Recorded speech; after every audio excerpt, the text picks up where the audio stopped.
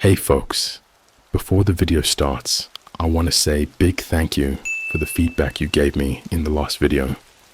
Again, I will be short and say, as every other video, to leave a like and hit the subscribe button. Also, don't forget to comment down below, helping me to give proof to YouTube that all of you who follow this channel so far are real people who watch my videos. Thank you, and I hope you enjoy. I found my own photos on a dark website for government experiments. I don't remember taking any of them. Alright, so I've never really shared anything like this on Reddit, but honestly, I don't know where else to go. I just need to get it off my chest. And yeah, I get how this sounds. When I first told my roommate, he straight up laughed at me, said I was probably sleepwalking or something, but like, this isn't that. Let me start by saying that I'm not exactly a tech genius or anything. I know my way around the internet, but the dark web, never even thought about checking it out until last month. I was with my friend Jake, and he's always been way too into tech stuff, especially the weird parts of the internet. He showed me some forums and weird little chat rooms he found, and I admit, it was kinda interesting. Jake told me how people shared the craziest stuff on there. Stories about black markets, cursed items, encrypted government files, stuff that sounds straight out of a movie. And honestly, he sold it to me. I mean, who doesn't want to see that for themselves, just once, right? So I got my own Tor browser, followed some guides, and dipped my toes in. I didn't even think I'd find anything that weird. Most of it was just boring stuff, like encrypted message boards and strange pages with nothing but random symbols. But there was this one link. The link didn't have a name. It was just a string of numbers and letters, something like 9HGT24X or whatever. And my first thought was that it might be one of those dead sites people talk about, where nothing actually loads. But I clicked on it anyway, just to see. The page that opened was black, with this tiny red text that just said, Files for Review. Below that was a big folder icon labeled Candidate Pool. No other description, no username, just that single folder. I sat there staring at it, feeling a mix of curiosity and that low-level dread you get when you know you're about to see something you can't unsee.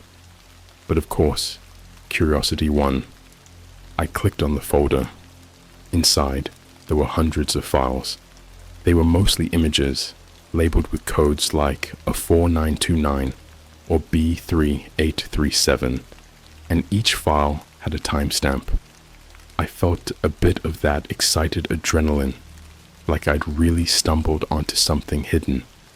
But then, when I opened one of the images, I felt my stomach drop. It was a photo of a woman, sitting on what looked like a plain metal bench in a white room. Her face was expressionless, almost blank, and she was staring directly into the camera. There was something off about the lighting. It was cold and almost clinical, like a hospital room or, I don't even know, just not natural. She didn't look like she wanted to be there, that's for sure. I kept scrolling through more images, and they only got weirder. A man in his 30s standing in a white corridor, his arms at his sides, staring dead-eyed at whoever was taking the photo. Another guy with his eyes shut, lying on a metal table, like he was waiting for something. All of them were tagged with these strange codes and timestamps, like some messed up catalog. And then I froze. There was a photo of me. At first, I just stared, confused. I thought maybe it was just someone who looked like me, like a weird coincidence. I clicked on the photo to open it up. It was a close-up of my face. My eyes were open, but unfocused, staring past the camera and my skin looked pale under that same cold white light I'd seen in the other images. I don't remember ever being in that room. I don't remember taking that photo or ever seeing a place like that in my life. I sat there for probably a good 5 minutes, just staring at the screen, trying to figure out what the hell I was looking at. I kept thinking, did someone Photoshop me? But that didn't make sense. The picture wasn't just my face. It was a full shot of me, down to the clothes I was wearing. And they were clothes I actually own. A plain black hoodie and a pair of gray sweatpants. Stuff I wear almost every day. But here's the thing that made my skin crawl the most. The timestamp on the photo. It was from 3 days ago. I closed the folder, shut down the browser, and sat there in silence, feeling like someone had dropped a block of ice down my back. Part of me thought about calling Jake and telling him what I'd seen, but I didn't even know where to start. How do you tell someone you found a picture of yourself on a dark website you never should have found? The whole thing felt like a bad dream. Or maybe, I thought, it was some kind of prank. Jake was always pulling crap like that on me, so I told myself he'd probably just set it up to mess with me. But even thinking that, it didn't explain the room, the weird lighting, or why I had no memory of that picture ever being taken. That night, I could barely sleep. Every time I closed my eyes, I kept seeing that photo, my own face, blank and empty. It was like seeing a version of myself I didn't recognize, like a stranger wearing my skin. I kept replaying it in my head until at some point, I guess I passed out from exhaustion. The next morning, I woke up to a notification on my phone. It was an email from a name I didn't recognize. Observer, 1934 at unknown.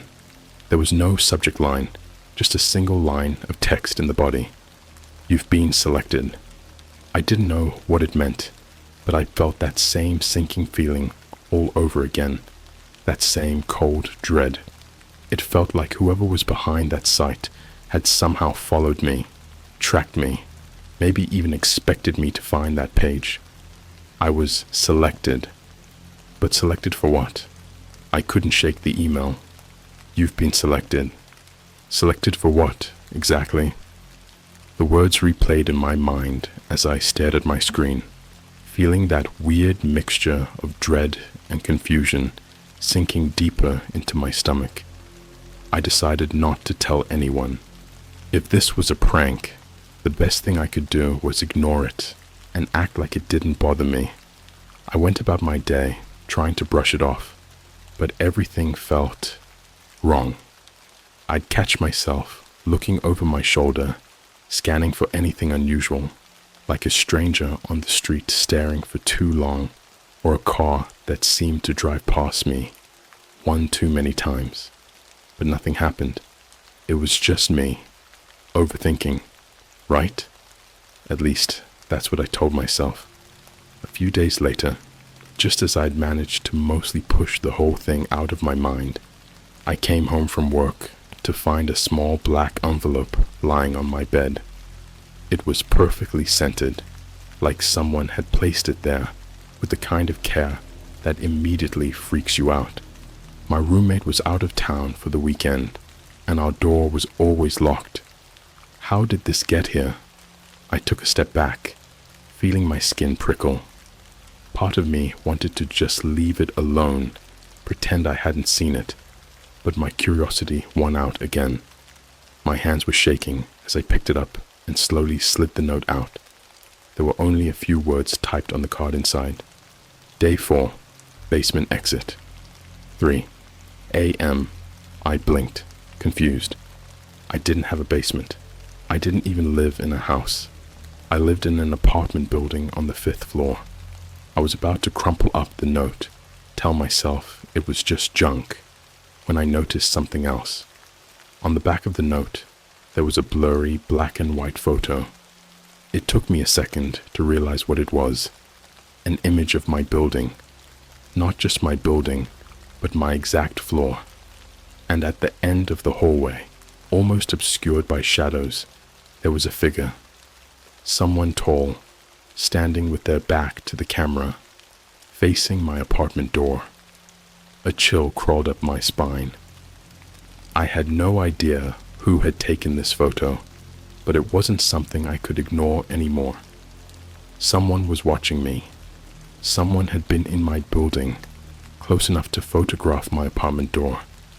That night, I could barely sit still. I stayed up late, trying to rationalize what was happening. Maybe it was just a prank. Maybe Jake was somehow behind all of this. But something about the photo, that blurred figure, it felt too real, too deliberate. And if it wasn't Jake, who the hell was watching me? I kept looking out my window, half expecting to see someone standing across the street, staring up at me. But nothing. The streets were empty, eerily quiet for a Friday night. Around midnight, just when I thought maybe I'd managed to calm down, my phone buzzed again. Another email. This time, there was no text, just an image attachment. Against my better judgment, I clicked on it. It was another photo of me. But this one was recent. Too recent. I was wearing the same clothes I had on that day, sitting at my desk in my room. I was hunched over my laptop, completely unaware of the camera. The angle was strange, slightly high up, as if it was taken from the ceiling or a hidden camera. My stomach churned. I scanned the corners of my room, looking for anything out of place, any tiny lens or device that might explain this. But my room was spotless, and I'd never installed any cameras. I sat there, frozen, unable to look away from my screen. My heart pounded as I remembered the note, the one that said Day 4, basement exit, 3 a.m. And though every fiber of my being was telling me not to, I couldn't shake the feeling that I needed to know what this was. I needed answers. When 3 a.m. finally rolled around, I couldn't believe I was doing it. I put on my jacket, grabbed my phone, and walked out of my apartment. I knew it was a bad idea, but something was compelling me to go. I took the elevator down, each floor ticking by like a countdown. By the time I reached the lobby, I was already second-guessing myself, but I pushed forward, turning into the hallway that led to the basement storage area. The basement was dark and smelled damp, like no one had been down there in years. I could barely see a few feet in front of me, but I walked slowly, listening to every little sound, every creak and echo that bounced off the concrete walls. And then I saw it. A faint light at the end of the corridor, a single bare bulb hanging from the ceiling, casting this dim, eerie glow over a door I'd never noticed before. I walked toward it, every step feeling heavier, like my body was trying to stop me from going further. I could hear the thud of my own heartbeat, the silence amplifying every little movement. I reached out to push the door open, my hand trembling as I gripped the cold metal handle. I didn't know what I was expecting. A broom closet, an empty storage room maybe. But what I saw was not what I expected at all. It was another hallway, but this one didn't look like it belonged in my building. It was narrower, with walls painted a sickly pale green and harsh fluorescent lights flickering overhead. The floor was tiled, and the air was cold, like stepping into a hospital or a morgue. It felt completely out of place, like it didn't belong there. At that point, my instincts were screaming at me to turn around, but I couldn't. I took a few more hesitant steps forward, my eyes adjusting to the dim, buzzing lights overhead. The hallway stretched on longer than it should have, twisting slightly as I walked further. And then I heard it. A faint, distorted hum, like the sound of static or an old TV tuned to a dead channel. The sound grew louder as I walked, filling the hallway until it felt like it was buzzing inside my skull. I reached the end of the hall, where there was another door, this one marked only with a red X. The static stopped, and there was nothing but silence. I opened the door, heart pounding, and stepped inside. The room was small, empty, except for a single metal chair in the middle, facing a one-way mirror on the far wall. There was no camera, no equipment, nothing that could explain why it was there. But then I saw it. On the chair, resting in the middle of the seat, was a small black envelope identical to the one I'd found on my bed. I picked it up, my hand shaking as I tore it open. Inside was a single photo. It was me, once again, sitting in that chair. But this time, I looked different, pale, gaunt, like I hadn't slept in days. My eyes were vacant, staring directly into the mirror, almost as if I'd been waiting for someone. I dropped the photo and stumbled backward, my head spinning. How could this photo exist? I had only just entered the room. I'd never sat in that chair. But there it was, proof that somehow, someone had been watching, that somehow I'd been there before. My vision blurred as I scrambled to the door, sprinting back down the corridor. I ran up the stairs, my footsteps echoing in the silence, my heart hammering so hard I thought it would burst. I didn't stop until I was back in my apartment, locking the door behind me. The next morning, I woke up to another email. Thank you for your cooperation. And below it, a link. I didn't click it. I just stared at the screen, feeling a hollow dread settle in my chest, knowing that whoever was behind this, they weren't done with me yet. That email sat in my inbox all day, the link taunting me. I wanted to delete it, but every time I hovered over the trash icon, something held me back. It felt like burning a bridge I wasn't even sure existed. I tried ignoring it, even left my apartment to get some air, but every time I checked my phone, the message was there, unread, like it was waiting for me to come back, like it knew I'd open it. When I finally gave in, it was almost midnight. I was alone in my apartment, lights off, the faint hum of my laptop filling the silence. I clicked the email, then the link. It led to a video. No loading screen, no buffering, just instant playback. The screen was dark at first, but I could hear faint sounds, like someone breathing close to the microphone. I turned up the volume, leaning closer, trying to make out any details. And then the screen flickered, and an image started to form. The room in the video was the same pale green hallway I'd seen in the basement. The same sickly lighting, the same sterile, tiled floor. But this time, the camera was moving, as if someone was walking slowly down the corridor, recording every inch. I watched, transfixed, as the camera approached that door, marked with a red X. My hands were gripping the edge of my desk, my knuckles white, as the door creaked open. The view tilted slightly, then adjusted, focusing on the single metal chair inside. And then I saw myself. I was sitting in the chair, slouched forward, looking exhausted. My skin was pale, almost sickly, and my eyes were wide open, staring straight into the camera. But something was wrong with my expression. It was blank, almost lifeless, like I wasn't really there. My mouth moved, forming words I couldn't hear. There was no audio beyond the static buzz, but I could see my lips mouthing something over and over again, like a chant. The camera zoomed in closer, and I could see every detail. The shadows under my eyes, the way my hands were clasped tightly in my lap, the twitch in my left eye. I had no memory of sitting in that chair, but there I was, as real as the screen in front of me. I tried to look away, but my eyes stayed glued to the screen, and then, without warning, the video cut to black.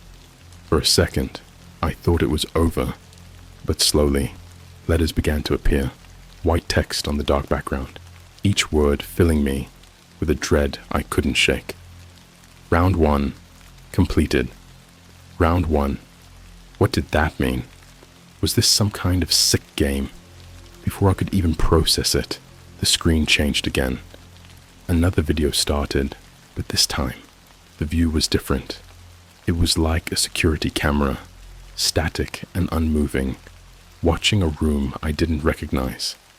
The walls were plain white, almost blinding under the bright fluorescent light, and there was nothing inside the room except another chair, identical to the one in the basement.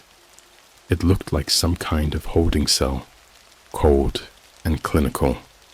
And then, something shifted on the right side of the screen. Someone was standing in the corner, barely visible in the shadows. They were facing away from the camera, motionless. The only thing I could make out was their silhouette, a tall figure, dressed in dark clothes, with their head tilted downward. I leaned closer, straining to see, when the figure started to move, slowly turning toward the camera. My heart stopped. It was me, again, but this version of me, I don't know how to explain it. It was like looking into a warped mirror. My face was there, but it looked wrong. My eyes were too wide, my skin stretched too tight, and my smile, that twisted, unnatural smile, spread slowly across my face, like someone had painted it on. It didn't look like a smile at all. It looked like a mask. I couldn't breathe. It was like looking at some distorted version of myself, something out of a nightmare. And as I watched, frozen, that other version of me tilted its head, staring directly into the camera. My phone buzzed on the desk, making me jump so hard I nearly fell out of my chair. I grabbed it, heart racing, and saw a new message from that same anonymous email address. Round 2 starts now. I felt like I was going to be sick. The room was too quiet, too dark, like the walls were closing in on me. I had no idea what round 2 meant, but I didn't want to stick around to find out. I threw on my jacket, grabbed my keys, and bolted out the door, barely remembering to lock it behind me. I needed to clear my head to get as far away from that screen as possible. I ended up at an all-night diner down the street, the bright neon lights and clinking of dishes somehow making me feel a little safer. I ordered a coffee, even though I knew I wouldn't be able to drink it. My hands were still shaking too much to hold the cup. I don't know how long I sat there, staring blankly at the tabletop, trying to piece everything together. But then, out of the corner of my eye, I noticed something strange. A man sitting a few tables away, wearing a plain black hoodie and jeans, was watching me. His face was shadowed by the brim of his baseball cap, but I could feel his gaze, sharp and unblinking. I looked away, trying to ignore the prickling sensation on the back of my neck. But every time I glanced back, he was still there, watching me. The worst part was, he didn't seem to care that I'd noticed him. He just sat there, sipping his coffee, his eyes never leaving me. I felt trapped, like prey under a spotlight. I wanted to get up, to walk out, but some instinct kept me rooted to the spot, afraid to make any sudden movements. After what felt like an eternity, he finally stood up, threw a few bills on the table, and walked out of the diner, never looking back. I waited a few minutes before I finally left, practically sprinting the whole way back to my apartment. But as I rounded the corner to my street, I froze. There, standing directly under the streetlight, outside my building, was the same man. He was just standing there, hands in his pockets, staring up at my window. I ducked into the nearest alley, my heart pounding so hard I thought it would burst. I knew I couldn't go back to my apartment, not with him watching, but where else could I go? I was too afraid to call the cops. They'd never believe me. Hell, I barely believed it myself. When I finally peeked around the corner again, he was gone. Just vanished, like he'd never been there. I went back to my apartment, heart still racing, every nerve on edge. When I opened the door, everything was quiet, normal. I let out a shaky breath, almost laughing at how paranoid I'd gotten. But then, as I turned to lock the door, I noticed it. There, lying on my kitchen counter, was a single black envelope. My stomach dropped. I knew it hadn't been there when I left. I hadn't even opened it, but I already knew what was inside. With trembling hands, I tore open the envelope. Inside was a single sheet of paper, printed with a photo. It was a picture of me, taken from the diner, sitting alone, staring blankly at my untouched coffee. And scribbled in red ink across the photo were the words, "Welcome to round 2. I felt like the walls were closing in, like the ground was shifting beneath me. I didn't know who they were or what they wanted, but I knew one thing for sure. They were never going to let me go. After finding that photo, I spent the entire night wide awake, pacing my apartment like a caged animal. Every shadow felt like it was hiding something. Every creak in the walls sounded like a footstep. I kept checking the locks on my door and windows, trying to convince myself that I was safe in my own space. But deep down, I knew that wasn't true anymore. They could get to me whenever they wanted. By the time the sun came up, I was exhausted, but I was done waiting. I wasn't just going to sit around and let this happen to me. I decided to go back down to the basement. I don't know why. It was probably the last place I should have been. But there was something pulling me there. Like if I didn't face whatever was down there, I'd be trapped in this nightmare forever. I walked down the hall, past the janitor's closet and the storage rooms, until I reached that familiar door with the red X. My hand shook as I reached for the handle, the memory of the last time I'd been there making my stomach churn. But when I opened it, the hallway wasn't the same. It was empty, just an old, dusty storage room with a couple of broken shelves and a rusty mop bucket in the corner.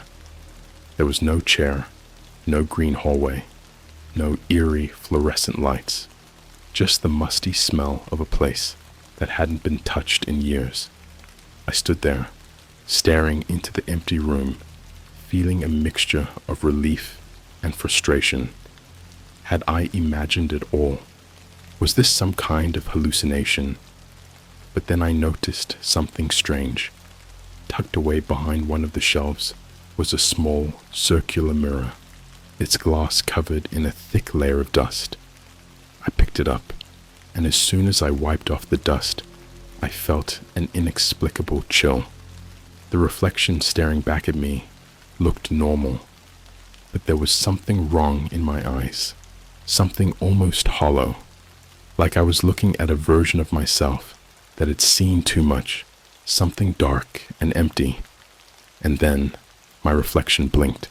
I dropped the mirror, stumbling back in shock. My own face had blinked at me. I scrambled to pick up the mirror again, my heart racing, and held it up in front of me. This time, everything looked normal. My own tired, scared expression staring back at me. Nothing more. But as I lowered the mirror, I felt an itch at the back of my neck, like I was being watched. I turned around slowly, scanning the corners of the room, and that's when I saw it. A figure was standing just outside the doorway, barely visible in the dim light of the hallway. It was a man, tall and thin, dressed in dark clothes, his face obscured by shadows, but his posture was unmistakable. He was waiting, watching. He tilted his head slightly, as if studying me, and a wave of terror surged through me. I dropped the mirror again, backing up until I hit the wall, my heart thudding so hard I could barely breathe. And then, just as suddenly as he'd appeared, the figure was gone. I blinked, trying to steady myself, to convince myself that I'd just imagined it. But the cold dread clinging to my spine told me otherwise. I rushed back up to my apartment, bolting the door behind me. I knew I should have called someone, anyone, but who would believe me? How could I explain this? The sense of isolation was overwhelming. Whoever they were, they'd already shown they could get to me whenever they wanted. Calling for help felt like inviting them to make things worse.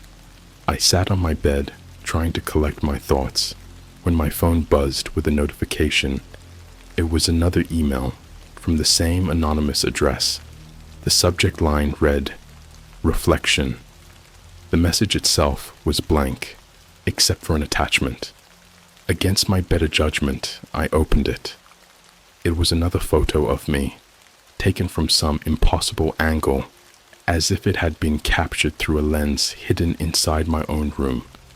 This time, I was sitting on my bed, staring blankly at my phone, almost like I was waiting for the message. My eyes looked different, glossy, unfocused, and in the photo, I was holding something that wasn't there in real life. A mirror, identical to the one I'd found in the basement, clutched tightly in my hands. I threw my phone onto the bed, as if it had burned me. My reflection in that photo had the same hollow look I'd seen in the mirror down there, that dead-eyed version of me that seemed to be creeping closer, trying to take over. I was spiraling, barely able to think straight, when I noticed something else. In the background of the photo, just outside my bedroom window, was that same dark figure, the same shadowy presence that had been outside my building, that I'd seen watching me in the diner. He was always there, lurking just on the edge of my life, waiting for me to see him. My phone buzzed again, breaking the silence, and another email popped up. "Look behind you." My heart stopped. I wanted to throw the phone, to ignore it, but my body moved on its own. I turned, slowly, terrified of what I'd find. There was nothing there, just my room, empty and quiet, as if nothing was wrong. But the second I looked away, the fear returned, creeping up my spine like icy fingers. I couldn't shake the feeling that something was lurking, just out of sight, waiting for me to let my guard down. Desperate, I grabbed the mirror I'd brought back from the basement, holding it up in front of me. My own face stared back, but this time it looked different. There was no fear in my eyes, no exhaustion, just that same blank, empty stare from the photo. And then my reflection smiled. I stumbled back, the mirror slipping from my hands and shattering on the floor. My breath came in short gasps, my mind racing. I knew now that they were toying with me, watching my every move, twisting reality until I couldn't tell what was real anymore. My phone buzzed again. Another email with a single line of text. "Come to the basement. It's time for round 3. I wanted to run, to leave the building and never look back, but somehow I knew that wouldn't stop them. Wherever I went, they'd find me. They'd already shown me that much. There was no escaping it. I took a deep breath, grabbed my keys and walked back down the hall, my footsteps echoing off the empty walls. The building was silent, as if everyone else had vanished, leaving me alone in this twisted game. When I reached the basement door, the familiar red X was there, freshly painted, as if someone had been waiting for me to return. I pushed open the door, and this time, the green hallway was back, stretching out before me in that sickly, endless way that made my skin crawl. At the end of the hall, the single metal chair waited, facing me. But this time, there was something else. My own reflection, staring back at me from an old, cracked mirror mounted on the far wall. The reflection was different, though. This version of me was smiling that same unsettling smile, waiting, almost inviting me to step closer. And on the chair, a single black envelope lay open, with a note inside. "Take your seat." I don't know why, but I stepped forward, as if in a trance. I could feel my heart racing, my mind screaming at me to turn back. But something else was guiding me, pulling me forward. I sat down, my eyes locked on my own twisted reflection. The second I sat, I felt a strange sensation, like a weight pressing down on me, trapping me in place. My reflection's smile widened, and I realized, with a surge of panic, that I couldn't move. My arms were glued to my sides, my legs frozen in place. I was completely trapped, watching as my own reflection tilted its head, mimicking the dark figure I'd seen so many times before. And then, the lights flickered, and everything went dark. I sat there in the silence, unable to move, unable to even blink, trapped in that endless green hallway, with my own warped reflection staring back at me. The only thing I could see was the faint outline of that twisted smile, growing wider and wider, until it was the only thing left in the darkness. I don't know how long I sat there. Minutes, hours, time had lost all meaning. But finally, the lights flickered back on, and I was alone in the room, the chair cold and empty beneath me. My phone buzzed with one last message. "Congratulations. Round 3. Completed." And then, just below that, a new link, one that pulsed on my screen like a heartbeat, waiting for me to click. I knew that whatever waited on the other side of that link was something I could never come back from. I stared at that link for what felt like an eternity. It pulsed on the screen, steady and rhythmic, almost like it was breathing. I wanted to throw my phone across the room, to run as far from it as I could, but I knew, deep down, I knew that this was the end. This was what they'd been leading me to the whole time. With a trembling finger, I tapped the link. The screen went black, and a live video feed began to load. For a second, all I could see was darkness, a grainy, static-like quality to the footage, as if the camera was in some cold, dimly lit room. And then, the scene started to come into focus. I was looking at my own apartment. The camera was set up in my living room, aimed directly at the hallway that led to my bedroom. I could see the faint outlines of my furniture, the mess of my shoes by the door, even the coffee cup I'd left on the table from that morning. But the most chilling detail, the timestamp in the corner of the video. It was live. I watched, horrified, as the feed remained still. The camera focused on that dark hallway. I could hear faint sounds, the hum of my refrigerator, the occasional groan of the building's pipes. I kept waiting, my breath caught in my throat, for something, anything, to move. And then, it did. A shadow appeared in the hallway, creeping slowly, almost hesitantly, like it was testing its own presence. It was the figure, that same tall, dark shape that had followed me, watched me, haunted every step I'd taken. But now, he was inside my home. The figure moved closer, and as it did, the details became clearer. He was wearing a long black coat, his face hidden in shadows, but I could just make out the glint of something metallic in his hand, a small silver object that caught the dim light. I didn't want to believe what I was seeing, didn't want to accept that he'd managed to get inside. And then, with horrifying slowness, the figure turned and began to walk directly toward my bedroom door. I stumbled back from my phone, my mind racing. I was in the basement, trapped, watching this nightmare unfold in real time, with no way to stop it. I needed to move, to get out, but it was like my body had shut down, frozen in place by the terror creeping up my spine. The figure reached my bedroom door and paused. I could see his hand reaching for the handle, the door creaking as it slowly opened, the camera catching every detail of his approach. And then he stepped inside, disappearing from view. The video feed cut to black. My phone buzzed again. Another email. My hand shook as I unlocked it, dreading what I'd see. There was a new message with a single sentence. "Look behind you." Every nerve in my body screamed in fear, but I couldn't stop myself.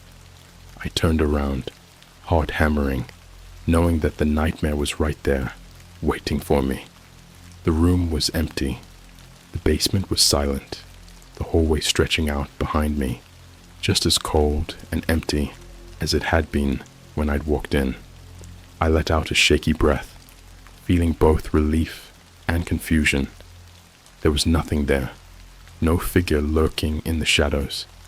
But just as I turned back to my phone, the hairs on the back of my neck stood up, and I caught a glimpse of something in my peripheral vision. I turned slowly, feeling the dread settle deep in my bones. There, standing in the corner of the basement, barely illuminated by the flickering light, was me. It was me, but not. My face was blank, expressionless, my eyes empty and staring straight ahead, almost as if I didn't even see myself standing there. It was like looking at a hollow version of myself, a puppet without strings. And then it moved. My doppelganger took a slow, deliberate step toward me, its movements jerky, unnatural, like it was learning how to use my body. Its head tilted, and that unsettling, twisted smile began to spread across its face, a grin that looked far too wide, like it was forcing itself to mimic human expressions. I backed up, heart racing, but there was nowhere to go. My back hit the cold, concrete wall, and I could feel myself start to hyperventilate, my vision blurring. My own reflection was closing in, step by step, that awful grin widening with each movement. I squeezed my eyes shut, whispering to myself that it wasn't real, that this was all some kind of twisted hallucination. But when I opened my eyes again, it was still there, closer now, mere inches from my face. And then it spoke. Its voice was my own, but distorted, like hearing yourself through a broken speaker. "Thank you for participating," it said, in a flat, mechanical tone, the words falling from its mouth like it was reciting them from memory.